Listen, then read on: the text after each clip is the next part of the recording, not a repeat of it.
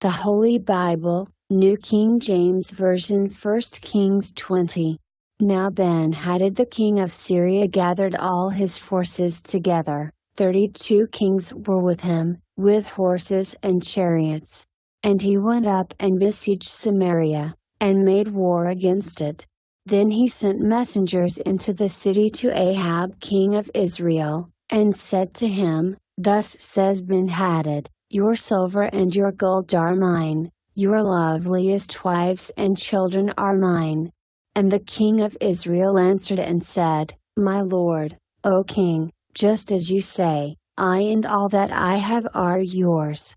Then the messengers came back and said, Thus speaks Ben-Hadad, saying, Indeed I have sent to you, saying, You shall deliver to me your silver and your gold, your wives and your children, but I will send my servants to you tomorrow about this time, and they shall search your house and the houses of your servants. And it shall be, that whatever is pleasant in your eyes, they will put it in their hands and take it. So the king of Israel called all the elders of the land, and said, Notice, please, and see how this man seeks trouble, for he sent to me for my wives, my children, my silver, and my gold, and I did not deny him. And all the elders and all the people said to him, Do not listen or consent. Therefore he said to the messengers of Ben-Hadad, Tell my lord the king, all that you send for to your servant the first time I will do, but this thing I cannot do. And the messengers departed and brought back word to him. Then Ben-Hadad sent to him and said, The gods do so to me, and more also, if enough dust is left of Samaria for a handful for each of the people who follow me.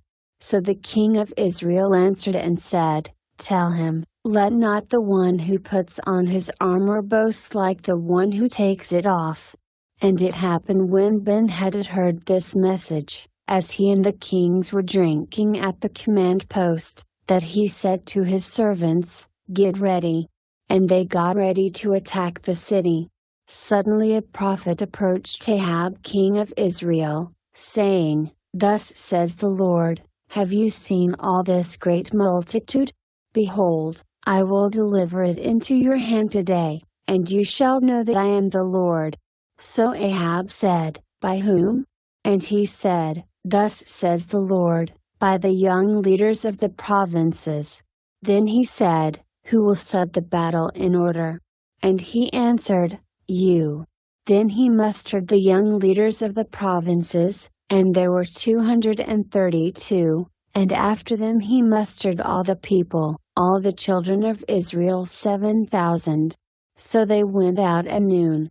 Meanwhile Ben-Hadad and the 32 kings helping him were getting drunk at the command post. The young leaders of the provinces went out first.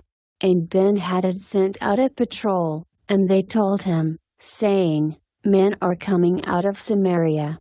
So he said, If they have come out for peace, take them alive, and if they have come out for war, take them alive. Then these young leaders of the provinces went out of the city with the army which followed them.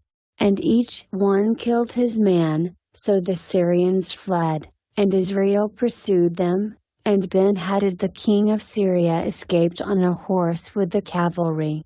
Then the king of Israel went out and attacked the horses and chariots, and killed the Syrians with a great slaughter. And the prophet came to the king of Israel and said to him, Go, strengthen yourself, take note, and see what you should do, for in the spring of the year the king of Syria will come up against you.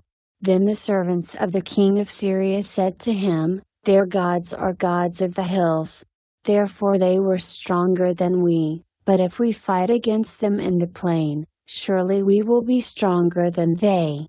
So do this thing, dismiss the kings, each from his position, and put captains in their places, and you shall muster an army like the army that you have lost, horse for horse and chariot for chariot.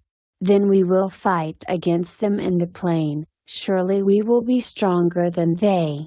And he listened to their voice and did so.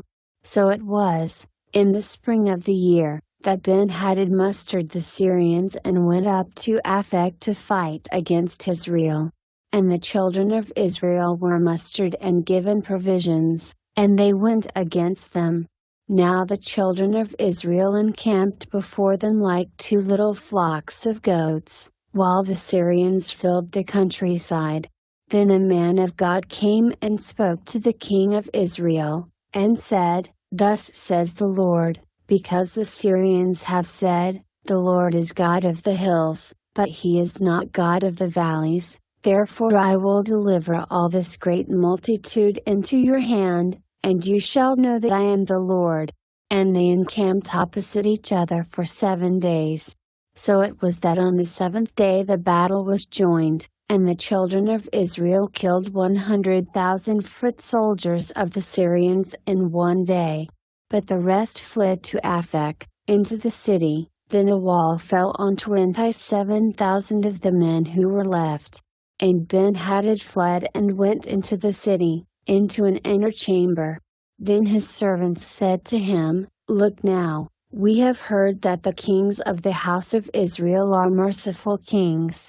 Please, let us put sackcloth around our waists and ropes around our heads, and go out to the king of Israel, perhaps he will spare your life.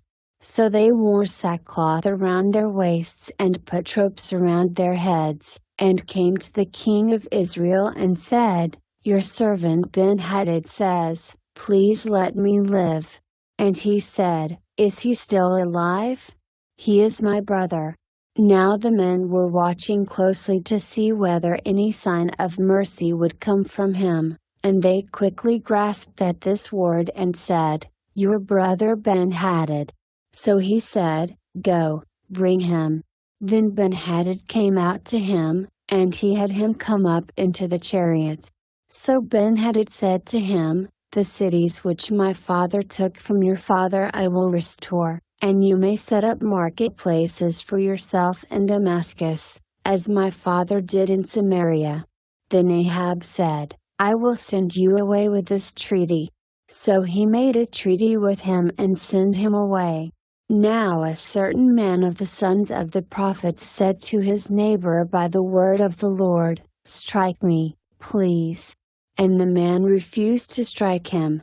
Then he said to him, Because you have not obeyed the voice of the Lord, surely, as soon as you depart from me, a lion shall kill you. And as soon as he left him, a lion found him and killed him. And he found another man, and said, Strike me, please. So the man struck him, inflicting a wound.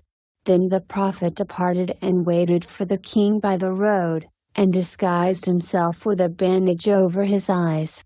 Now as the king passed by, he cried out to the king and said, Your servant went out into the midst of the battle, and there, a man came over and brought a man to me, and said, Guard this man. If by any means he is missing, your life shall be for his life, or else you shall pay a talent of silver. While your servant was busy here and there, he was gone. Then the king of Israel said to him, So shall your judgment be, you yourself have decided it. And he hastened to take the bandage away from his eyes, and the king of Israel recognized him as one of the prophets. Then he said to him, Thus says the Lord, Because you have let slip out of your hand a man whom I appointed to utter destruction, therefore your life shall go for his life, and your people for his people. So the king of Israel went to his house sullen and displeased, and came to Samaria.